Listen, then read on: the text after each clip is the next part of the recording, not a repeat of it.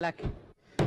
Nakushukuru Mheshimiwa Mwenyekiti, naomba swali langu namba 210. Je, serikali imejiandaje kukabiliana na biashara haramu ya usafirishaji wa binadamu na madawa ya kulevya, kwani mbinu za uhalifu zimebadilika hapa nchini na kwamba mbinu za utendaji wake zimekuwa zikibadilika? Katika kupambana na biashara haramu ya usafirishaji wa binadamu, serikali ina mikakati mbalimbali ikiwa ni pamoja na kuwa na mpango kazi wa kitaifa wa kuzuia na kupambana na usafirishaji haramu wa binadamu, kutoa mafunzo kwa wasimamizi wa sheria na wadau mbalimbali, kuratibu kampeni ya kutoa elimu kwa umma kuhusu uhalifu huu na madhara yake, mpango wa kuanzisha kituo cha kupokelea taarifa za usafirishaji haramu wa binadamu, na mpango wa kuanzisha mfumo wa kielektroniki wa kukusanya, kusimamia na kuhifadhi taarifa za usafirishaji haramu wa binadamu.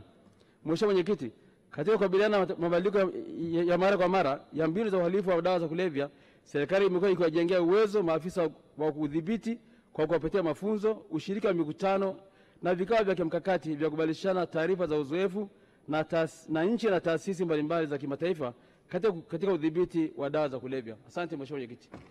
Mheshimiwa Zahor Mohamed Haji.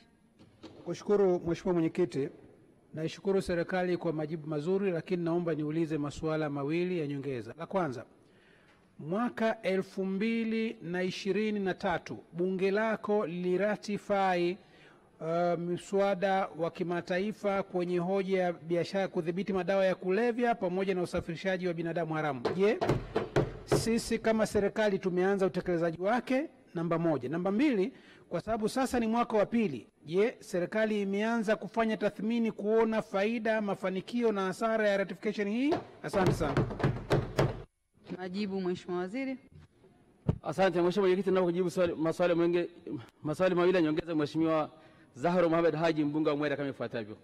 Mheshimiwa Mwenyekiti, ni kweli mwaka 2023 kama nchi tuliridhia mkataba wa kimataifa wa kupambana na usafirishaji haramu wa binadamu pamoja na madawa kulevya, na utekelezaji huu tayari umeshaanza kufanya kazi. Lakini kwa swala la pili, Mheshimiwa Mwenyekiti, tathmini imefanyika na nimhakikishie Mheshimiwa mbunge kwamba tathmini ya kuridhia mkataba huu imekuwa na mafanikio makubwa sana, na unashuhudia jinsi ambavyo biashara madawa ya kulevya yanavyokamatwa mara kwa mara. Kwa hiyo kwa kweli tathmini inafanyika na mkataba umekuwa wa manufaa makubwa sana hapa nchini. Asante sana. Nakushukuru sana Mheshimiwa Daniel Baran Silo, naibu